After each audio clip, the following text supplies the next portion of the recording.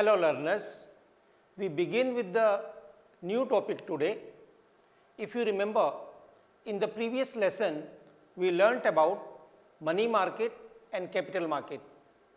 Now as you know, capital market has two segments, primary market and secondary market. Secondary market basically means the stock exchange. That means buying and selling of the shares on the floor of a stock exchange through brokers of a stock exchange. You can say on the system of a stock exchange through brokers of a stock exchange.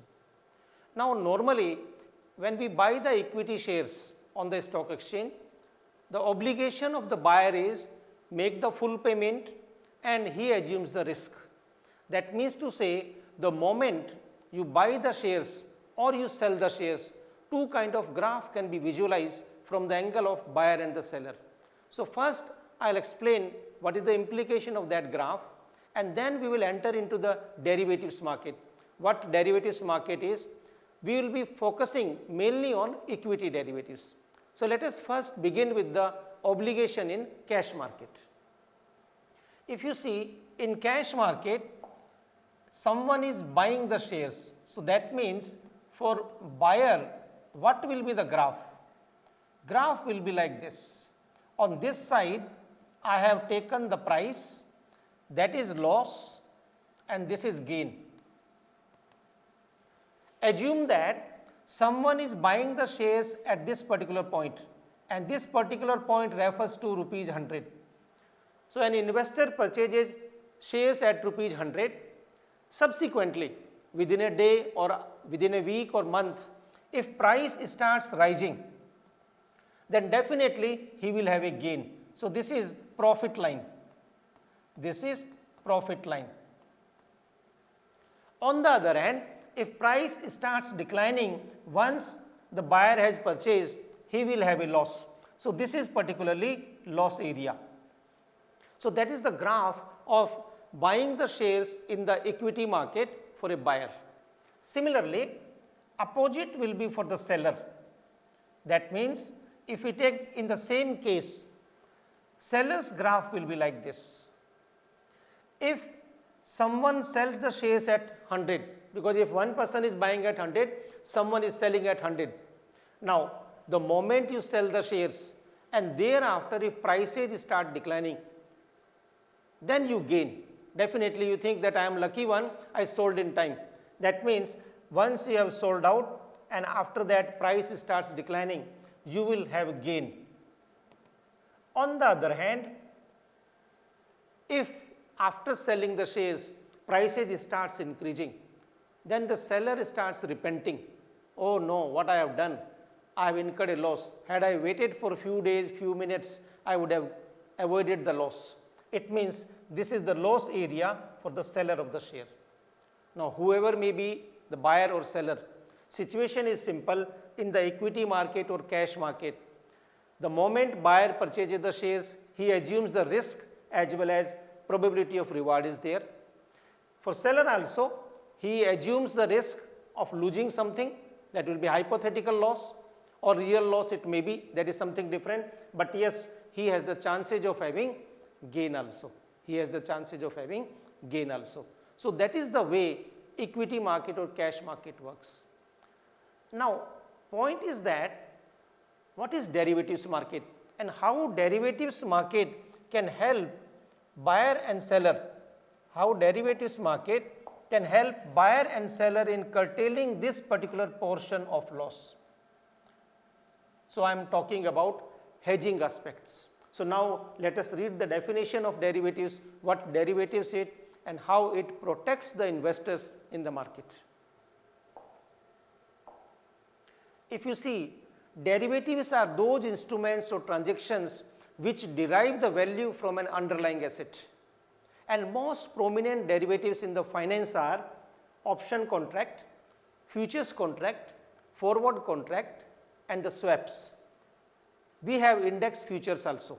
So these are the basic four type of things, because index futures is nothing but the type of futures contract. Futures contract may be on equity shares or it may be on bonds, currency or index. So particularly there are four prominent derivatives transactions or derivatives contracts: option, futures, forward and swap. In this lesson, we will be mainly focusing on equity derivatives.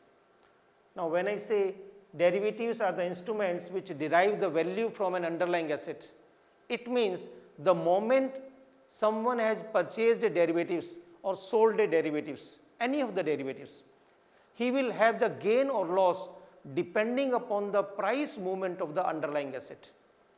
Underlying asset may be anything: equity share, index, commodity, or it may be interest rate.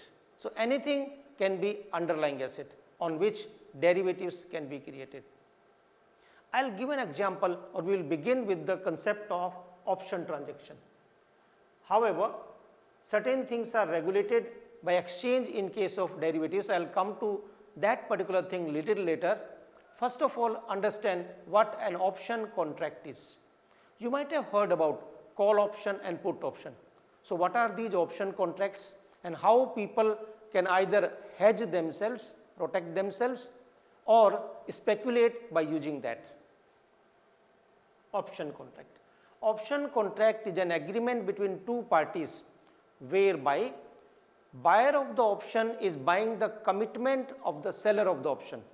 So, right now on the day 0, when two parties are meeting together, if I give a hypothetical example A and B, A is the buyer of option and B is the seller of the option. It means A is buying the commitment of B either to buy or sell the underlying asset, whereas B is selling his commitment to either sell or buy the underlying asset. As I stated, underlying asset may be anything: commodity like gold, silver, guar gum, anything; equity shares it may be, index it may be, or currency it may be.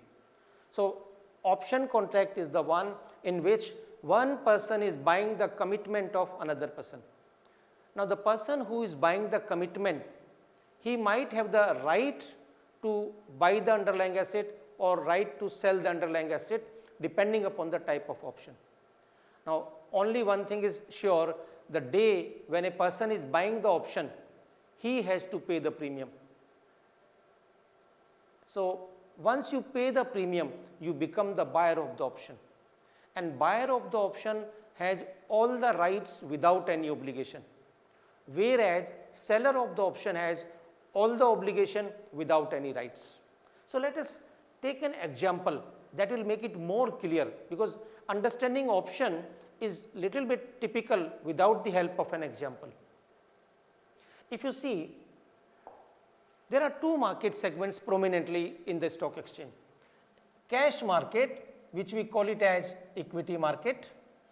So, there is a cash market. The graph I depicted few minutes ago, that in the cash market, buyer's graph is like this. So, this is buyer's graph and seller's graph is like this. But yes, I will simply come down to the first buyer. If you buy the shares, let us take the same example at 100 rupees. Immediately or within a day, you have to pay 100 rupees per share for the quantity purchased. So, let us take 300 shares. So, you have to pay 30,000.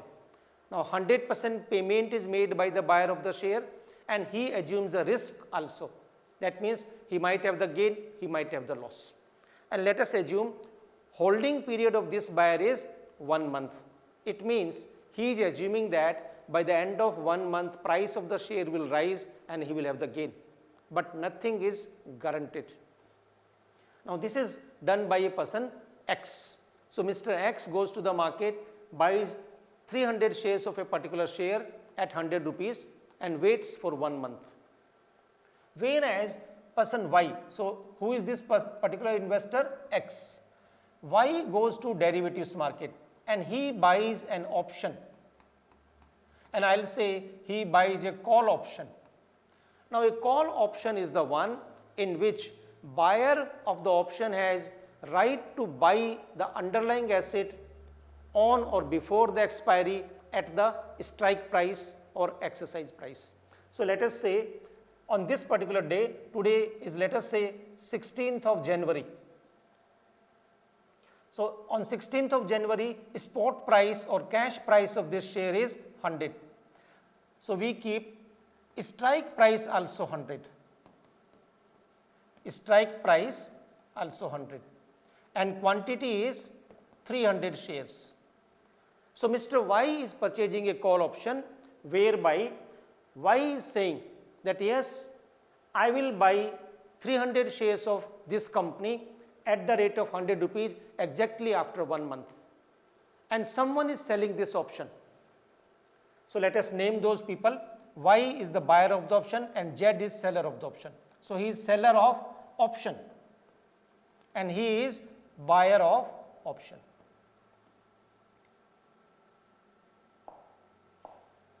Now, look at the fact, since today what is being purchased by Y? Option, that is commitment of Z. So, Z will demand some compensation, he will charge some price for that. So, he says pay me the premium. So, premium is the price of the option. So, he pays 5 rupees per share. That means today at 0 time 1500 rupees are paid by Y to Z. Now, the moment Y has paid 1500 rupees, he has all the rights to buy 300 shares of this company at a price of 100 rupees exactly on the expiry of 1 month today. I am taking hypothetically 1 month, you can take it any date, but in exchange certain things are regulated. So, that is regulation by the exchange, but let us keep it 1 month exactly. In this case 1 month will mean February end, because exchange regulates that all the option transactions will expire on the last Thursday of the respective month. So, last Thursday of February will be the date on which Y can exercise his option to buy 300 shares, right. Now, let us move together to the end of February. So, let us assume it is last Thursday of February, it is last Thursday of February. So, what will be the last Thursday of February? It will be 27th February. So, on 27th February, exactly in the spot market, on 27th February in the spot market, price of the share goes up to 160. Price of the share goes up to 160, one scenario, first scenario I am taking. Now, this X investor has gained, definitely he purchased the shares at 100 on 16 January, on 27th February price is 160, his gain is 60 rupees per share and he also purchased 300 shares. So, how much he has gained? 18,000 rupees. Come down to this particular option buyer Mr. Y, he has the right to buy the same share at 100 rupees. So, on 27th February, he will pay to Mr. Z how much price? 100 rupees per share, and same share he can sell immediately in the market, which has a market price of 160.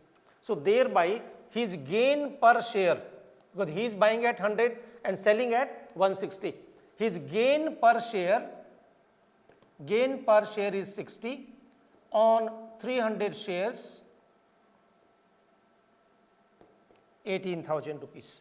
His gain per share is 18,000, but he had already paid the premium 1500 rupees. So, what is his net gain? So, gross gain is 18,000, but net gain is, his net gain will be gross gain minus premium, that is 16,500.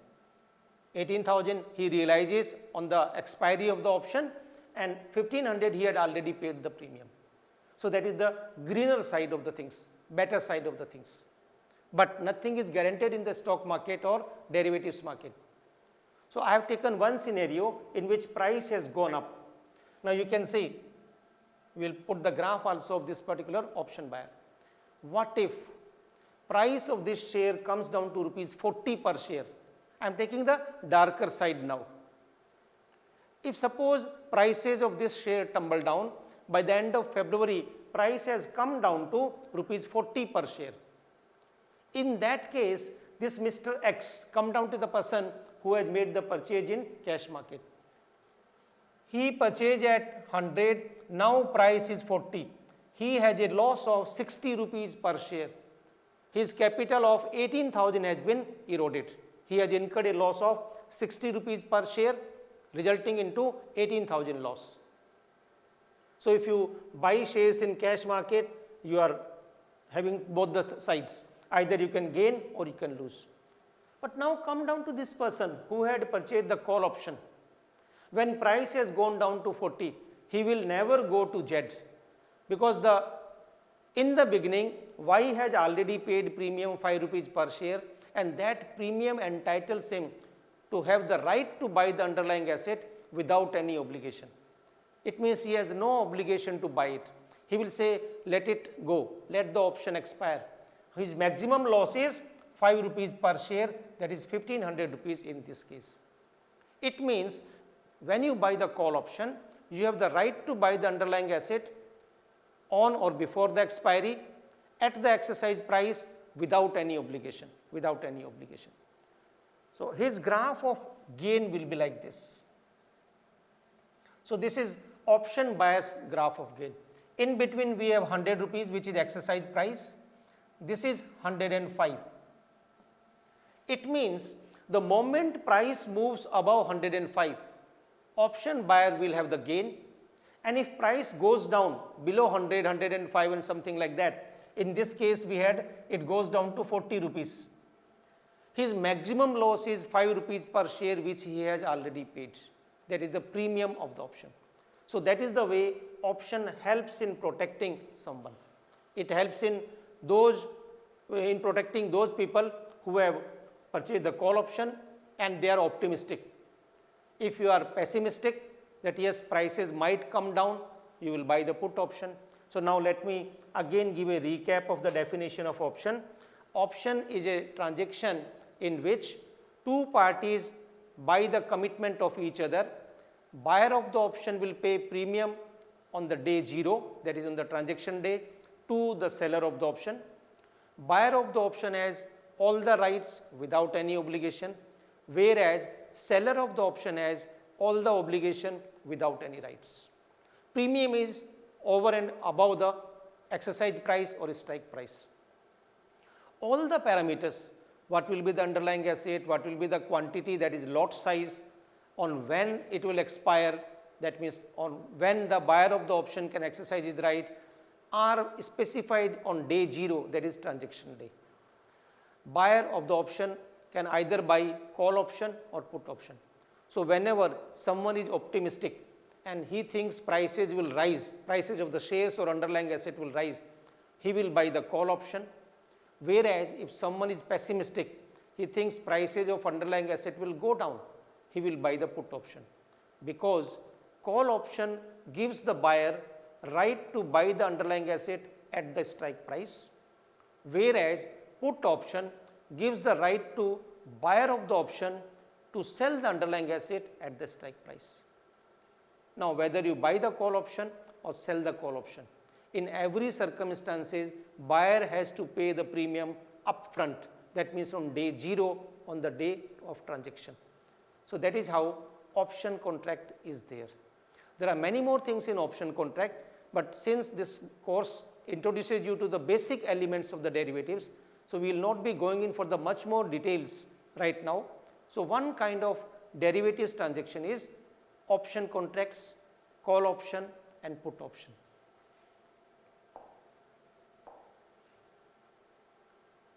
Now, who are the investors or traders who will use these option contracts? Three categories of people are there.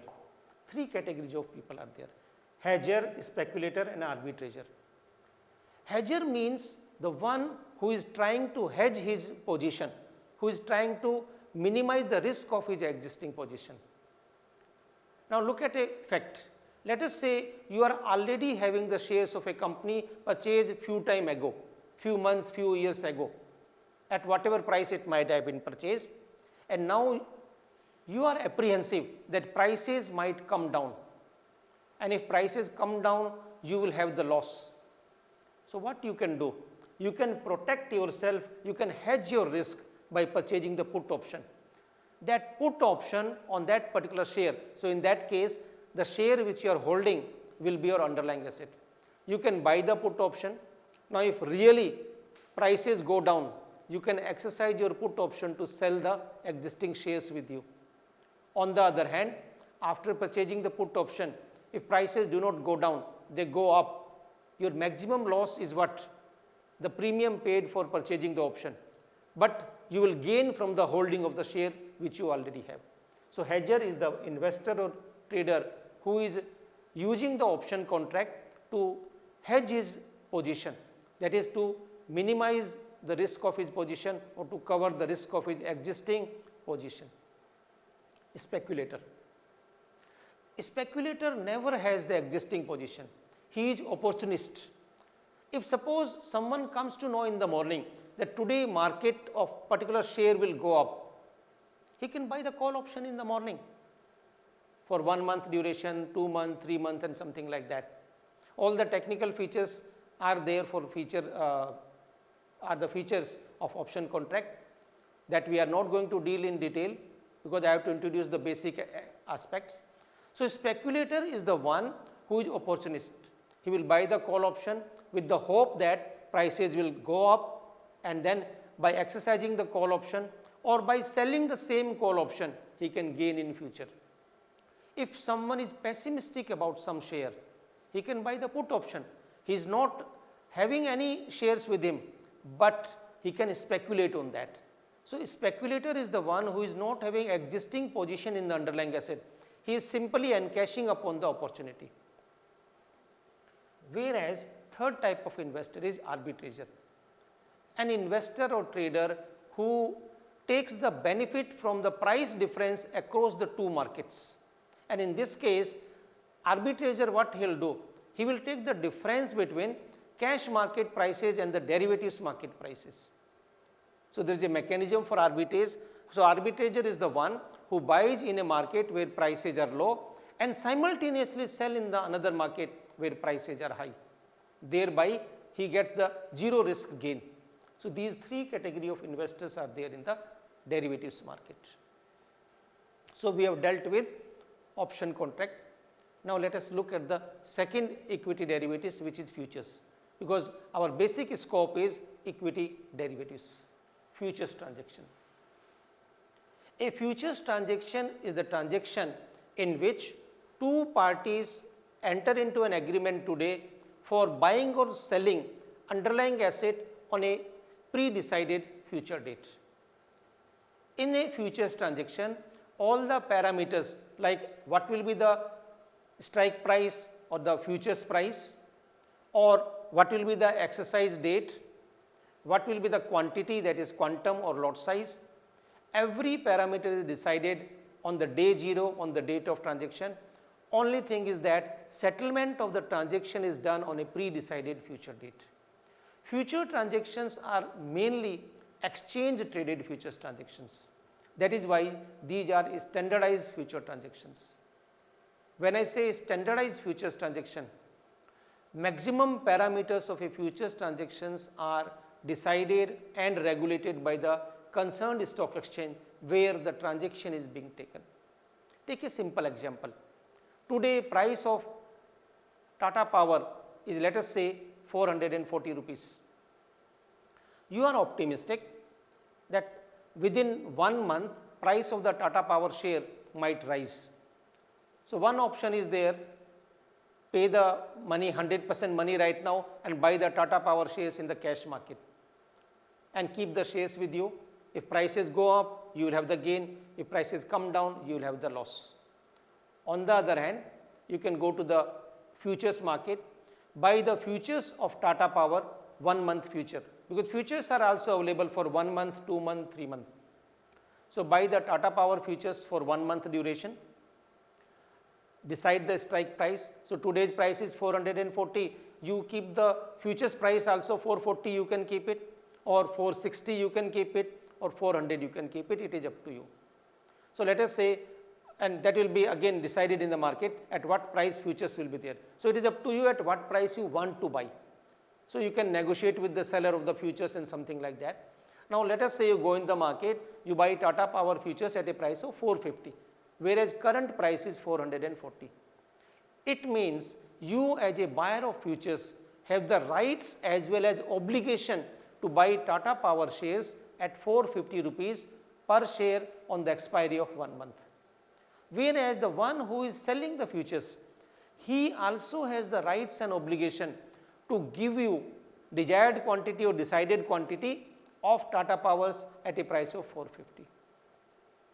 On day 0, on day of transaction, none of the exchange is taking place. That means neither you are paying something nor other person is giving you something. So, you are the buyer of futures and other person is seller of futures. Now, what will be the scenario at the end of 1 month? Suppose as expected by you, price of Tata Power goes up to 600 rupees per share. It means how much you will pay after 1 month to the seller of the futures? 450 rupees. The futures price decided by both of you 1 month ago or on the day 0, and you gain 150 rupees per share. On the other hand, if it is anticlimax, price of the Tata Power tumbles down to, or let us say 350 rupees, then also you will have to buy the share because you have the rights as well as obligation. It is not like option transaction. So, in that case what you will be doing? You will be paying 450 rupees for a share, the market price of which is 350 after 1 month. You will incur the loss. So, that is the way futures transaction are there. A futures transaction is always exchange traded futures transaction. It is standardized. Majority of the parameters are decided by the exchange, regulated by the exchange. You are only the picker. You will pick up whether you want to buy this or buy that. So, it is like a ready-made item, ready-made transaction. So, that is a futures transaction. People use it for the hedging purpose, speculation purpose and all that.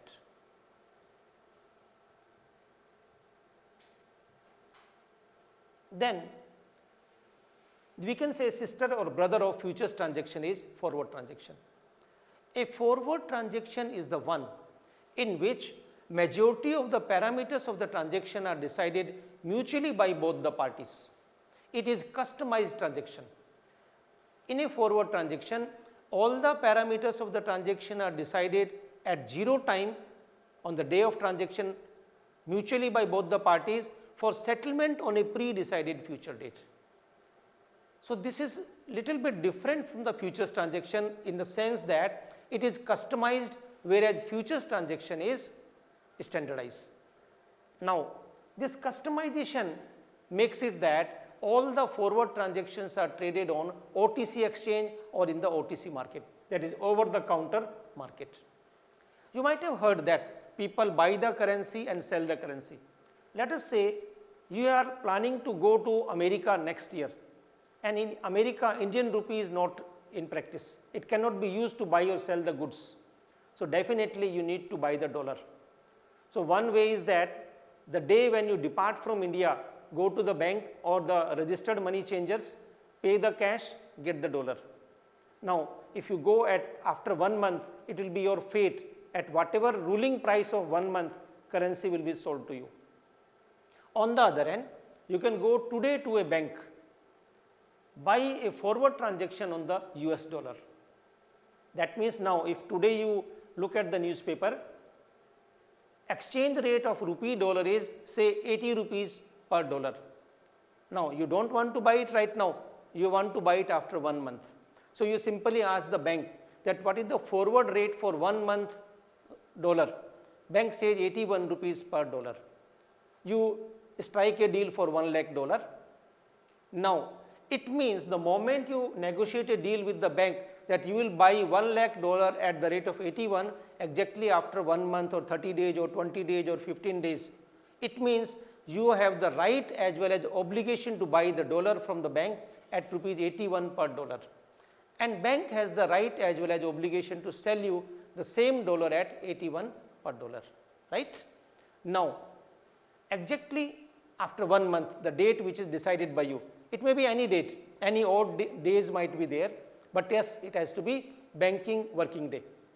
So, exactly after the 1 month which is the due date, in the market price of the dollar has become 90 rupees per dollar, then you feel a sigh of relief that yes, you are the lucky one, you had booked the price 81, you will pay at the rate of 81 to the bank, get 1 lakh dollar, whereas the person who did not do the forward, he will pay 90 rupees per dollar.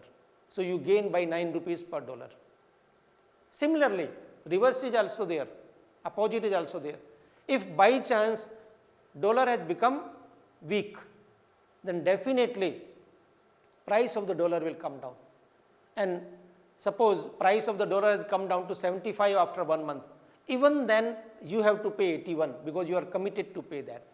So a forward transaction is the one in which majority of the transaction of the forward transaction are negotiated and decided by both the parties on day 0, and it is binding on both the parts, that is buyer and seller.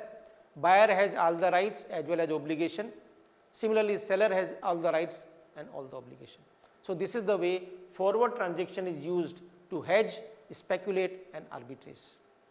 So I have explained you 3 derivatives contracts which are more prominent, although there are many more. Swap is also there, but we are not going to deal with that one because that falls in some other course curriculum. So in this course curriculum, introductory part was required, derivatives transaction, and we have dealt with option contract, futures contract and forward contract. So that elementary knowledge will help you in shaping your future. Keep on learning. Thank you. Thanks for giving me your time.